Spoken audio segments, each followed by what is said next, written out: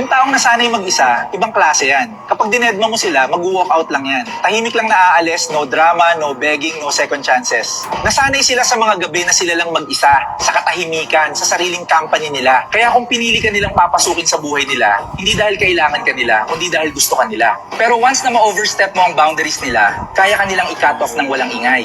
Mukha silang cold, pero ang totoo, marunong lang silang protektahan ng peace nila. Subukan mong i-manipulate sila o takutin na aalis ka, baka sila pa mismo ang magbukas ng pinto para sa'yo. Hindi dahil wala silang pakialam, kundi dahil alam nilang hindi dapat ipinagpipilitan ng mga taong hindi para sa kanila. They know one thing, mas okay mawalan ng tao kaysa maubos ang sarili. Kaya hindi sila nagcha-chase, hindi sila nanghihingi. Pinaghirapan nilang buuin ulit ang sarili nila after everything they survived. At kapag ang isang tao naging kontento na mag-isa, nawawala na ang power ng ibang tao para kontrolin siya. Hindi sila natatakot maiwan kasi dati pa nilang kinaya yon. Hindi sila bitter, healed lang, aware, at totoo sa sarili. At once a person chooses self-respect over drama and peace over toxic connection, that person becomes untouchable and powerful. God bless sa'yo, kaibigan.